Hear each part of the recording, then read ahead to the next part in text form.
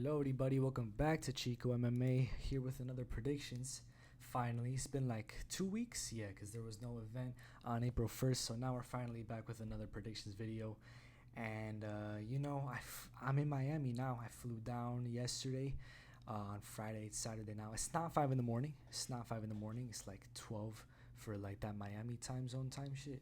And usually I stay up till very late to make these predictions. I don't feel that tired right now, so I'm pretty sure I'm on good timing. And I didn't really go too in depth on these predictions. I didn't watch too much tape, honestly, since there's just been so much school and so much or not even so much, it's not that much time to like look into that much tape and go as in depth as in previous fights. I decided, you know what, fuck all that. I'm gonna go off of what I know. I'm gonna go off of what off of what I've seen, off of what I've been hearing, and just not even that crazy into like the I want to say analogies, just like that crazy into my predictions. I'm gonna go off of who I want to win. Whoever I'm supporting, I'm picking them, bro, because that's what I came here for, was to support. I didn't come here for nothing else. I flew out here for a reason, man. It's because there's too many good fighters on this card, and I'm in support of all of them tonight. So you know what? Let's get straight into it. Jacqueline Amarim versus Sam Hughes. Amarim is a newcomer. This is her UFC debut against the more experienced Sam Hughes. Amarim, I think she has much better ground game in my opinion. Since Hughes' last submission win, Amarim has gotten 5 submission wins. So I think this is just what's meant to happen. It's the first fight of the night. It's just kind of like how I see everything going. I'm going to take Amarim. I'm going to take her by first round submission. If not first round submission, it's a decision. That's the thing with all of these fight openers. It's either a decision or it's a first round finish. Usually nothing in between. I can't be the only one that thinks this, but we're going to move on to Shailan Nurambeki versus or Nurambek or Nurambeka. I don't know how to say his name. I forgot. I'm gonna call him Shailan versus Steve Garcia. Steve Garcia, if you saw him at the weigh-ins, he kind of looks like he has like a staph infection. Someone brought that up online, and it's like, I don't disagree with him. Kind of looks like a staph infection. If y'all remember Shailan, he my brain just went blank. He was the guy who fought Derek Minner. For those of you who don't know Derek Minner, he was the James Krause guy. He was the guy that started that whole betting scandal back last year, like late last year, if y'all remember that, the whole James Krause thing. If I say just the name James Krause, you know kind of what I'm talking about. Yeah, that whole thing. I honestly forgot what happened there, but something with betting, it was very weird, and James Krause had a Discord and whatever. I don't even know, but that's like old news or whatever the hell, so yeah, I mean, it wasn't his fault either. It wasn't Shailan's fault, so that's why he's still in the UFC, obviously. It wasn't his fault. It was the other guy's fault, so he's still fighting. I just thought that was pretty interesting. I thought it was kind of funny. But also, that's just a fun fact. Also, Nuremberg has good power. He has good control against the fence as well. He has a very, very extensive MMA career. This is his 50th professional fight also. He's had a few more fights also with custom rules as well.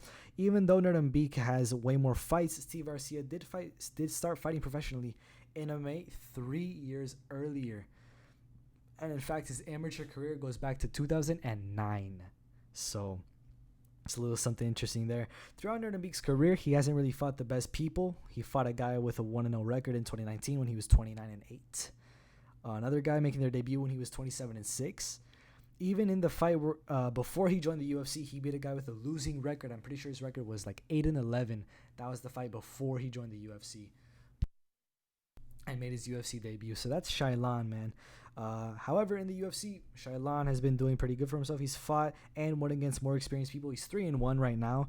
And Garcia did get knocked out cold less than a year ago, UFC 275 against Maheshate. And I don't know how that will play out against a guy with decent pop like Nuremberg. Steve Garcia since then did win against Chase Hooper on the Cater versus Arnold Allen fight night card back in October. So maybe it's not affected him too much, but Nuremberg, like I said, he does have decent pop. So maybe we'll just see, especially since Maheshate isn't like the biggest knockout guy in the world, and just to put him out cold with a counter right is pretty wild. But maybe it's one of those like things where, it happens early in the guy's career, comes back from that very well, and maybe, who knows? We haven't seen enough from these guys yet to determine much of that.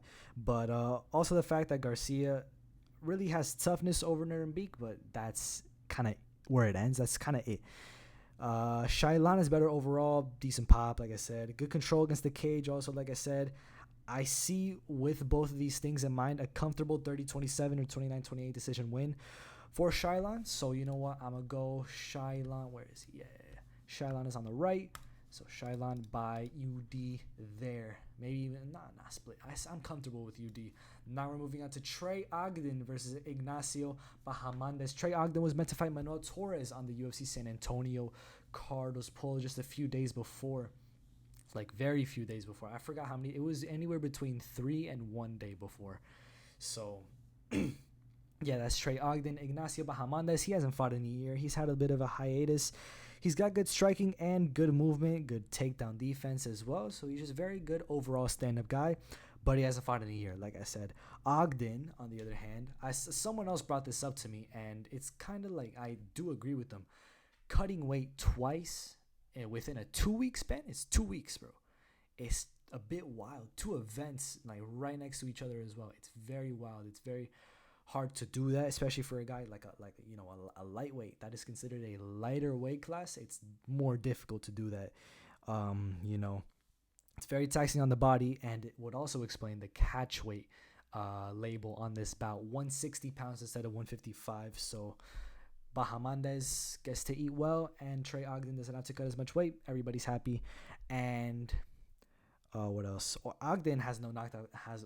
I just stumbled on my words. Ogden has no knockouts in his UFC career. Or not even his UFC career. He's got no knockouts in his MMA career. Just the entire thing. None, zero. All his finishes come by submission. But in his last fight, he went 1 for 9 on takedowns, which is not very good. Bahamondes is someone with very good takedown defense. He's got a good percentage. I forgot what it was, but it was close to the 80s, I'm pretty sure. He'll be able to deny a lot of the takedowns, and he'll likely win the exchanges on the feet as well. He's just a very good stand-up guy. He'll be able to win with the stand-up. I'm confident in that. I got Bahamondes by UD. I can't rely on the finish because he has been out for a year, but I'm very confident in the UD win. So Ignacio Bahamondes taking him by unanimous decision in this fight. Props to Trey Ogden for stepping in on short notice, though. Putting on a show for the fans is great and all, but I'm rooting for Ignacio Bahamondes, especially since he is the Hispanic. I'm rooting for all the Hispanics on this card. Speaking of Hispanics, Lupi Godinez versus Cynthia Calvillo, who's number 15 at women's strawweight. Or actually, I'm pretty sure she's 15 at... Oh, no, strawweight. Yeah. I don't know what I'm saying there. Godinez, listen, I really just didn't feel like watching a lot of tape on both of these fighters to like really look into who I thought was going to win. Godinez, I'm picking her because she's the sizable favorite. Also, she's Hispanic, so I'm picking her for real.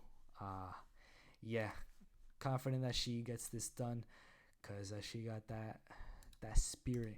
I don't even know if she does. I'm just assuming, But I'm rooting for Lupita Godinez all day, man. All day. That's the early prelims. That's a featured early prelim. We're moving into the prelims now with Carl Williams versus Chase Sherman. Chase Sherman is a decent favorite at minus 225. Carl Williams, if you all don't know, this is my guy. All right, this is my guy. He fought a little less than a month ago. It was against Lucas Bresky. It was on the Yandi Valashvili. I think it was the main card or it might have been the undercard. I forgot really. But he was the only guy who got my perfect pick. He kind of saved my picks as well. Gotta respect Carly Williams there. And stepping in on short notice against Chase Sherman, I wouldn't have rather it been anybody else. Chris Barnett, I was super excited to watch it. I was so excited to watch Chris Barnett fight. But you know what? If he can't show up, he can't show up if he's injured. I wish him a speedy recovery. But you know what? Carl Williams, I'm really happy with this one too because Carl Williams, that's my guy, Sherman was meant to fight Chris Barnett, but now Williams stepping in on a week's notice. It was literally like a week's notice. He stepped in on April 1st. He stepped in on April 1st, Thought it was like a April Fool's joke, but, it is what it is. Seems like Chase Sherman loses to anybody who's somewhat good, and Williams is, in my opinion, for a heavyweight, he's more than someone good. I think Williams is the hungrier man. He's on the rise. He has a good record. He's on a nice winning streak. It's a lot of qualities that Chase Sherman just doesn't really have right now. Also, he showed a lot of skill in his last fight, especially in the wrestling. I love Carl Williams. gave me my perfect pick. He got me my only perfect pick for that card. He saved me on that card, truly. Hell yeah, I'm rooting for my guy again. Williams by UD, and Chase Sherman might retire after this fight as well, because that'd be like, what, 1 out of his last 6? It's not a good look there. So Carl Williams, UD, confident he'll use the wrestling. Striking will probably be better as well, most likely. Carl Williams by UD. That's my pick. Gerald Mearshart versus Joe Pfeiffer. Joe Pfeiffer is a small betting favorite at minus 190. Gerald Mearshart, I don't care. GM3 is the GOAT. I'm here to support the living legend. GM3, he's here to get it done. Let's go, especially because we've seen what he can do against pretty good fighters like Bruno Silva, and he's also got the 5th most submissions in UFC history. Pfeiffer is still new to the game, and the GOAT GM3. Confident he'll win by sub, man. Confident he'll win by sub. I'm never betting against this guy ever, man. Always got the support for GM3, Gerald Mearshart. Mearshart, I'm taking him by submission in the 2nd round. I just get that feeling from this fight. I don't know why. I'm just getting that feeling. I just feel it within me. Gerald Mearshart by 2nd round submission. Felt it since the fight got announced, you know. Let's go, man. Let's go, man. Let's go. Michelle Waterson Gomez, the Karate Hottie, versus Luana Pinheiro. Waterson Gomez, she's much more experienced, has fought so many champions, so many contenders, some of the best female fighters to ever walk planet Earth. Even though she's had a long, extensive career, she's never been knocked out.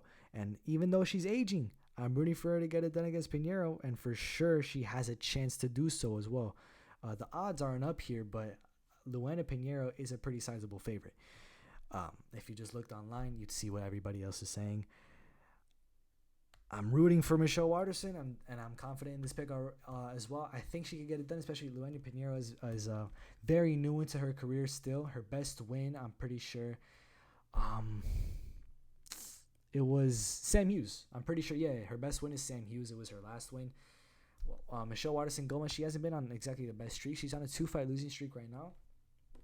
But no doubt in my mind that she has a very good chance to get this done, and I'm rooting for her to win this fight. Not going to bet against her because of that. So Michelle Waterson Gomez by UD there. That's what I'm going for. Maybe even split decision. You know what? It's any kind of decision. Michelle Waterson Gomez. Now, the featured prelim. And now this is a good fight. You know when Joe Rogan says, like during the weigh-ins, that's a hell of a fight right there. That's how you know it's a really good fight. And this is a really good fight. Chris Curtis, Kelvin Gastelum. The odds aren't up, but I'm pretty sure right now Kelvin Gastelum is a small betting favorite, which is pretty crazy. Kelvin Gastelum being a favorite in a fight, especially against someone ranked above him, is wild. That's wild. But let's just look at it, you know. Chris Curtis is someone who keeps getting better, leveling up as each fight goes on. Meanwhile, Gastelum is fading and getting worse as each fight goes on. Gastelum lacks discipline. He doesn't show up in shape to any of his recent fights. He's someone that's had so much potential and let it all kind of go to waste, really.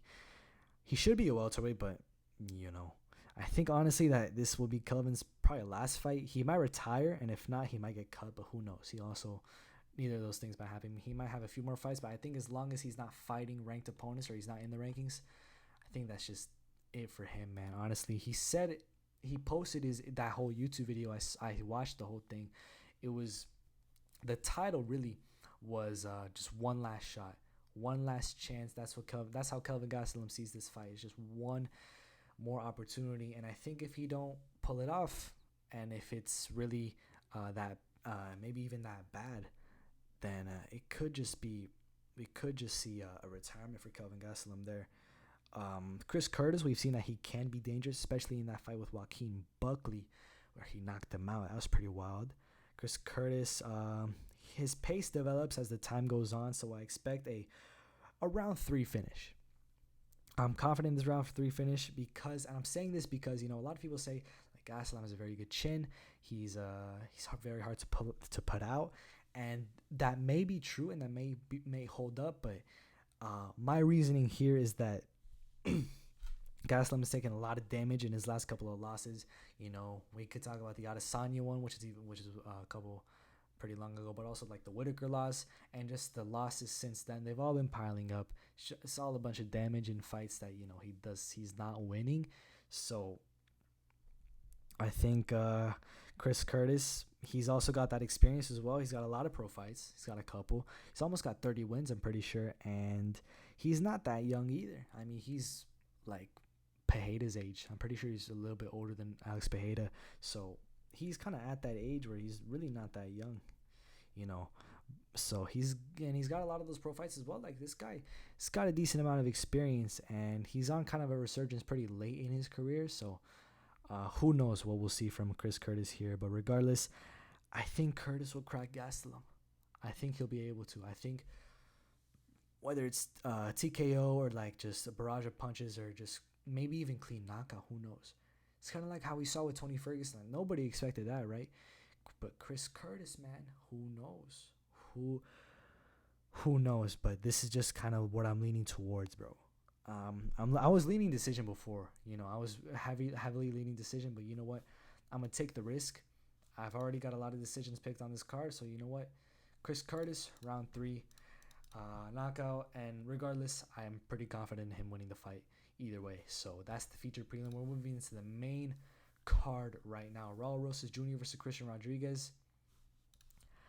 My pick right off the bat is Raul Rosas Jr. by submission in the first round, just because we all know that's what's going to happen anyways. So let's not get any deeper into it. I'm rooting for Rosas as well, so let's go. Kevin Holland versus Santiago Ponzinibbio. This fight is good, man. This fight is good. Now, on the broadcast, right? Do you all remember the broadcast where Dana White was like, guys, 30 minutes, or it was like in 10 minutes, Dana White's going live everywhere because he got a special announcement. The special announcement was UFC 287. It was Pereira Adesanya 2 in Miami, co-main event, Masvidal versus Gilbert Burns. He was hyping it up to everybody. He was talking about it and everything. And then afterwards, and so I was all hyped. I was like, oh, shit, it's crazy. It's in Miami, I got to fly down there. But then he brought up, oh, yeah, also, by the way, Kevin Holland is fighting Ponzinibbio. And that was the fight that kind of got the most reaction out of me for some reason. I don't know why. Because I saw the rematch coming, but I also saw the Masvidal Gilbert Burns fight coming. It's not a fight that I saw coming, and it's a good one as well. Kevin Holland versus Santiago Ponzinibbio. This fight makes me feel a certain way, but I like it. This is a potential fight of the night, in my opinion. Both of these guys are very exciting welterweights. Ponzinibbio was someone who was ranked fairly high in the welterweight rankings a few years ago before taking a hiatus. Then, losses to, for example, Li Jingliang and Michel Pereira. The Michel Pereira loss, which took him out of the top 15 almost a year ago for the Holly Homecoming Vieira co-main event. That one took him out of the top 15. Since then, he fought Alex Morono in December 2022, where he was slightly losing the fight, in my opinion. I thought he was losing that fight, but then came back to knock the guy out pretty brutally, in my opinion. It was a pretty brutal knockout. But keep in mind, Morono stepped in on around 5 days' notice and was still winning the early rounds.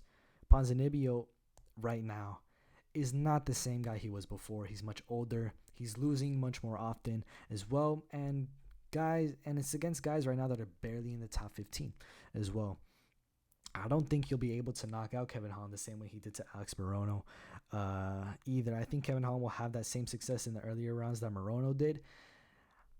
I think both guys will have a vengeance in this fight as well, though, because they both really need this fight for their careers. It's true. They both need this fight against each other. This is the fight that's going to bring back credibility onto their names, and if whoever loses this fight, it's gonna be very bad for their careers. Truly could be pretty bad for their careers. So both of these guys need a win in this fight, but I think Holland will be able to pull it off. He's much younger. He's got the heart. He's also got the power as well. A lot of people forget that Kevin Holland does have power in his hands, man. We've seen it. Haven't seen it recently, but we have seen it. It's always there. Trust. And I'm leaning towards Holland. I think whoever loses, maybe, just maybe, might retire. Maybe. Or just take a long hiatus. Who knows? Nah, Ponzinibbio don't got time for hiatuses no more.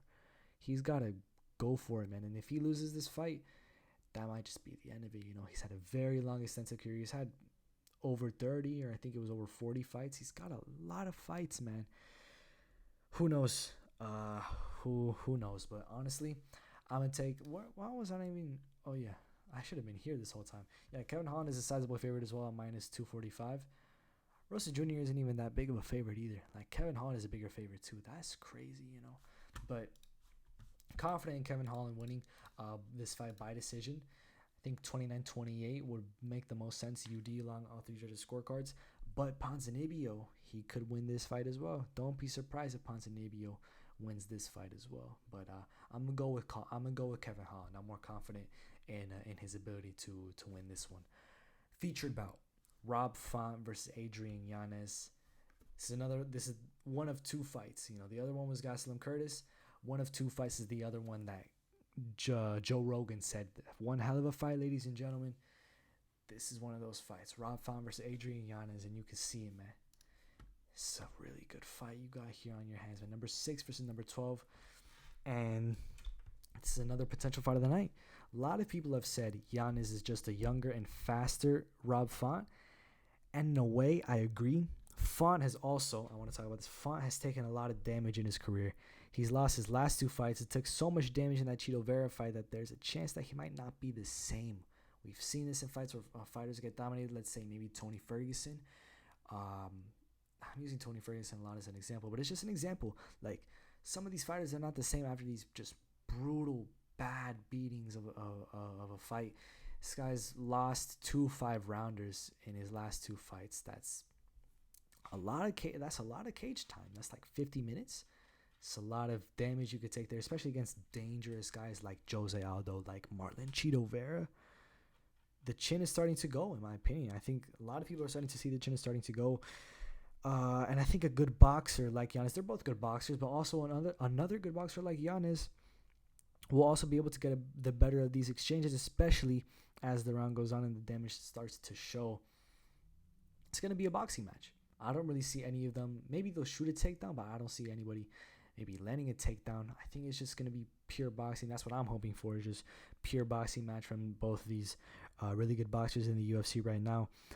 I think also Yanez is faster right now, which Font that'll give Yanez a lot of success in these boxing exchanges. I don't think Yanez will find a finish. A lot of people have said Yanez by finish. I don't think he'll find the finish.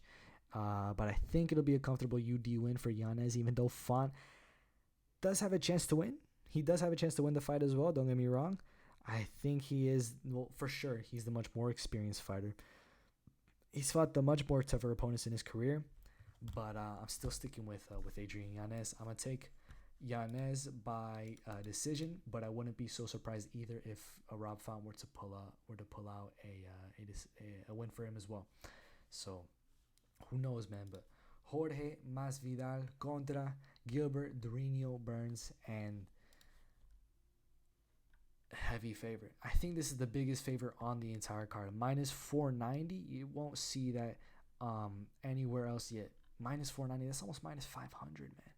Listen, I get the odds. I understand it, truly. But listen, I've talked about this before. Jorge Masvidal is my favorite fighter, I think, ever. Like, currently, and ever since I started watching MMA, he's just throughout the entire thing been my favorite fighter. Like, close second would be, like, very close second would be Charles Oliveira, but Jorge Masvidal was just always the guy. It's always like the more entertaining guy, the one I was always paying attention to, watching all his fights, all his clips. He's had such an extensive career. He's a legend for sure. He's Hispanic as well. He wears them red shorts, red, my favorite color. His tattoo, I think it's a bit too much hate as well. I think his tattoo is alright. It's not like the greatest tattoo ever, but I think it's alright, honestly. Listen, Masvidal, just one of my favorite fighters. Nah, he is my favorite fighter, bro. This guy's, like, throughout has been my favorite fighter. I don't care what nobody says. Don't matter if he did this or that, whatever. This is the guy that inspired me to start getting into, like, boxing, let's say. And even though I've been out with an injury for some time, this guy Jorge Masvidal, he's still the guy that started it all, in my opinion. This is just the guy I've been watching for some time. Guy I've been looking forward to come back for each one of his fights. It don't matter if he's on a 3-fight losing streak or a 10-fight losing streak. That's just my guy.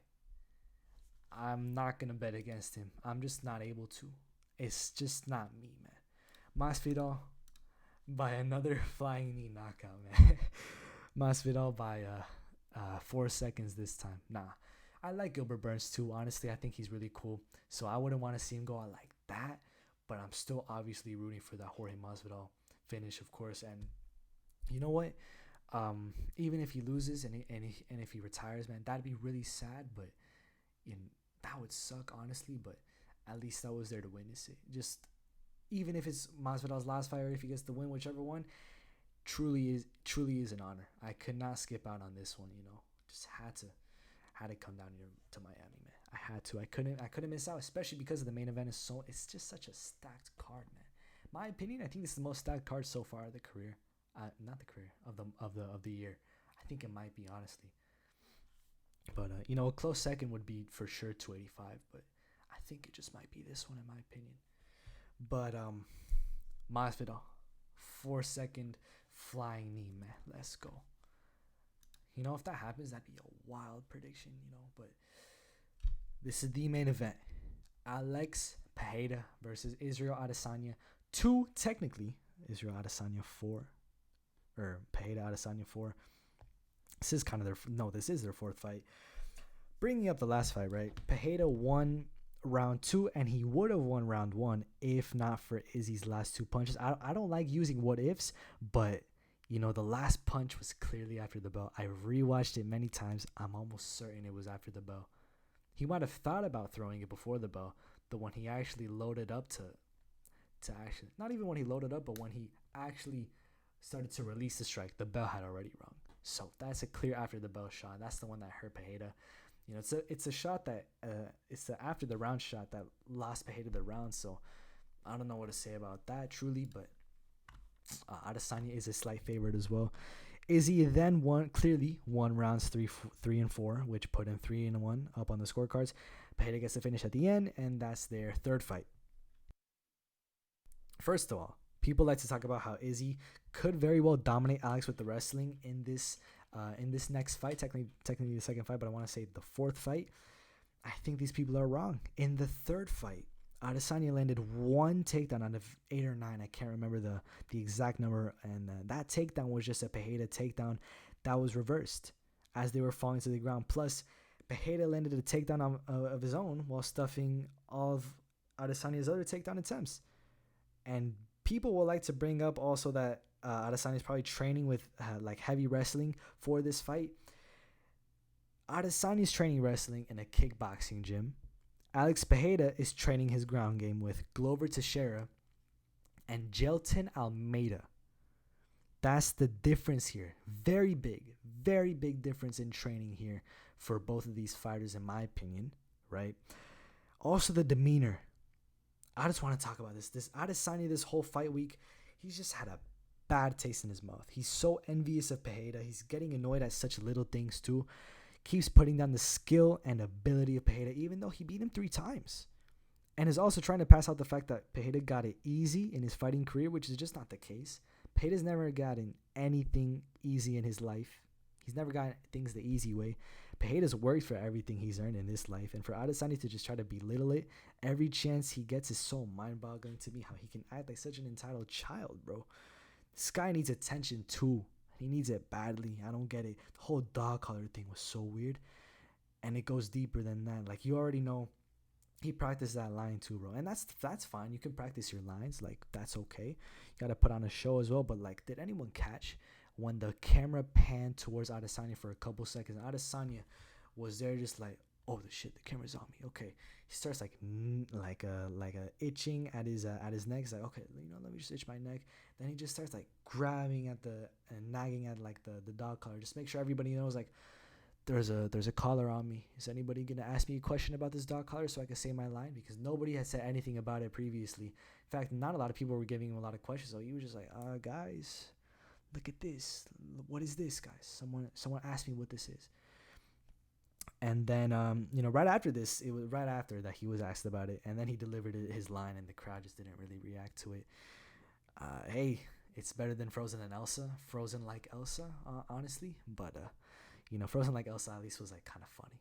I enjoyed that line. It was really funny, but this was just not it. I'm a dog ready to be unleashed. but he's just been waiting to say that. He's like, guys, someone asked me what this is. It's just so weird. And Pereira, you know what? Maybe I'm stretching it out this out a bit, but like Pereira, he's such a likable guy, great personality, and he doesn't even speak English, but he's still a very likable guy. He's humble. He's enjoying himself this fight week, even though I know he's cutting a lot of weight, so I know he's very uncomfortable. It's just been very tough this fight week, but he's still been able to manage to pull through all the interviews, all the good vibes, the good clips. It's all incredible. It's very great, and still a very likable guy. He's humble. He gives Adesanya his respect, and Adesanya, being the child that he is just pissed, disrespectful, watching someone else succeed. But anyways, my pick. Damn, bro, I went off on a little tangent, but my pick. I don't think Pereira will finish Adesanya. A lot of people are saying Pereira by just something brutal, something crazy. I don't think it's going to go that way. I think a lot of people, they do have just like a bit of a distaste for Adesanya. I do have a slight distaste for him as well. I'll be honest. It's kind of fight week, just maybe dislike him a little bit, but that's not going to influence the pick, right? A lot of people are just like praying for Adesanya to lose. I'm in this for Pereira. I like Pereira a lot. I've been watching him since I'm looking at him since before the Sean Strickland fight. I'm looking at this guy like, yeah, I like this guy. And then the knockout was crazy, bro. That was like one of my craziest reactions to any knockout. But anyways, it's not about that. Pereira, I've just been looking at this guy. I've always liked this guy. I always thought he was cool. The whole Stoneface personality was nice. And then when he actually became the champion, he just became like, an actual character, like an actual person. And it's like, this guy is much more likable than Adesanya. Everybody's been saying this. Pereira's not the villain. Pereira's not the villain.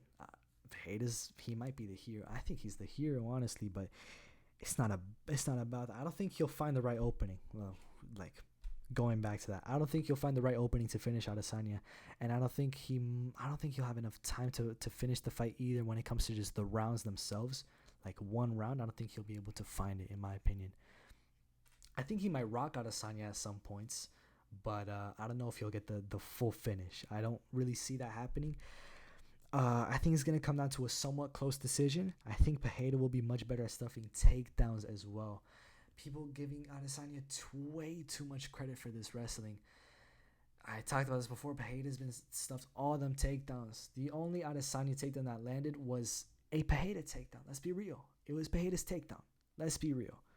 That was all Pereira. Come on. Adesanya just like did a little twist and reversed it at the end. That was it. Pereira, I think he'll have much more success. He'll be much more focused and accurate, especially in the kickboxing exchanges, investing in different areas to strike like he did before. He'll do it better this time. I think he'll be much smarter in this fight. Adesanya will improve as well, but I don't think it'll be enough. I see 49-46, 48-47, 48-47 UD win for Pereira. I think it'll be similar to the Edwards-Usman scorecards, where like the champion wins convincingly, the one that won in the 5th round before, retains the title, and it's like this whole like cool moment and everything. But I think it'll be closer than Edwards-Usman 3 for sure. I'm sure about that. I think it'll come down to a judge's scorecard, and if Pereira's performance is convincing enough, which I think it will be, I see him winning by UD. I think if it's not convincing enough, they might just give it to Adesanya. I do see that happening as well. And then, like everybody passing it off is like, oh, Adesanya's like the true middleweight king. But I'll get into that because I don't think that'll happen. After beating the guy 3 times over many combat sports across many years, as long as you keep improving, you should very well be able to beat him a 4th time. And I think that's what will happen this time around. But if Israel Adesanya wins, an immediate trilogy should take place. I don't think anybody should disagree with me. Can't disagree with me. You cannot. That would make them 3-1. And if you want to look at it from just MMA, then they're 1-1. This is just a tie. So if you have to give Pereira that immediate rematch, especially since there's no one else in middleweight. There's nobody else in middleweight that would deserve that title shot, except for maybe Robert Whittaker. But since his last title fight, he's won one fight against Marvin Vettori, who just lost to Roman Dolidze. Let's be real. Dolidze just won the fight. Truly believe he won that fight. Listen, Whittaker's really good, but he's lost to Adesanya twice. Pereira's beaten Adesanya 3 times. I think if he does lose this next match to Adesanya, It would depend on how he loses as well.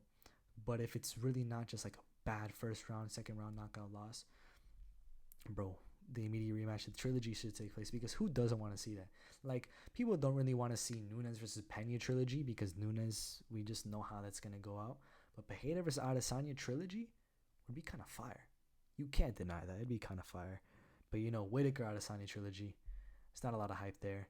Pereira versus Whitaker, that's if Pereira wins. So Adesanya would be out of the picture completely at that point. So then I'm okay with it, and everybody should be okay with it. Robert Whitaker is definitely next in line, though, apart from these two. And I don't think anybody else deserves it. I think Robert Whitaker is the only person in line for this next title shot, in my opinion. But still wouldn't deserve it as much as Pereira if he loses the fight, in my opinion. But Pereira by decision. That's my pick. Pereira, unanimous decision. Maybe majority. Majority? Nah, I don't see that happening. I don't think that'll happen. Pereira, unanimous decision. That's my pick there. He retains the title. He fights Whitaker next. Or maybe even, bro, Jamal Hill. Pereira versus Jamal Hill, I think, is the fight to make if he wins. Pereira versus Jamal Hill. Bro, that's a really good fight.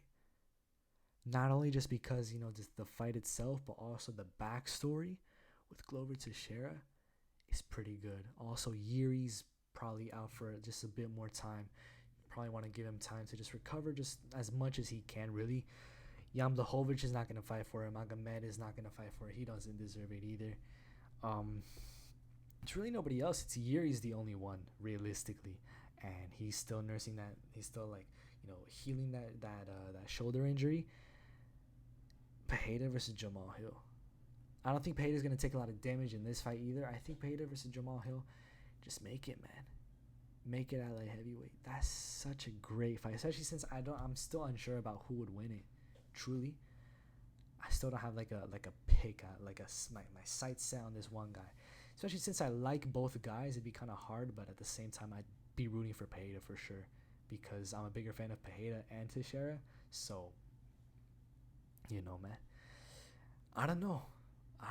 All I know is that Hamza should not be getting any middleweight, light heavyweight title shots anytime soon. Listen, I like Hamza, but recently it's been getting harder to like him. Like, this guy's just like calling out people that, fights that he knows wouldn't happen, but, he can go out and say like, oh, they're ducking me. They don't want to fight. But, it's like, you're ranked at welterweight. You're not going to be fighting for a light heavyweight title. It's just not how it works. Especially not the title, bro. The title is crazy. But, yeah, I don't know, man. But what I do know is I got Pereira.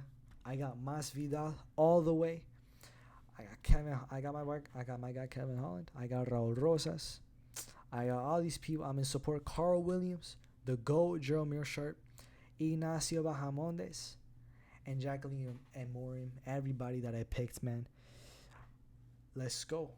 UFC 287 is tomorrow. I'm so hyped for this, man. I don't think there's a backup fighter, so yeah, this is just kind of like, what we're getting. But you know what? Let's hope none of that Alex Perez type shit happens, because I'm way too excited for this card, man. This card is so good. I can't stop talking about how good this card is. It's like 12. It's like 12, 1, 2 in the morning, bro. It's Saturday. I just gotta sleep, wake up at like 2 p.m., get ready, and then drive to the Kaseya Center, bro. Man, just one sleep away. That's so wild. Yeah, man. But anyways, these are my picks. These are my predictions. I got. Should I do a little recap? I'll do a recap. I say Amarim submission in the first round. Shailan by decision UD. Bahamondes by UD. I got Godinez by UD. Carl Williams by UD, maybe SD as well. Gerald Meerschaert second round submission. The GOAT. Let's go. Michelle Watterson by SD. I got Chris Curtis third round KO TKO. Just any kind of finish with with strikes. Raul Rosas primer round, submission. Kevin Holland, so I think UD for sure. Yanez, UD.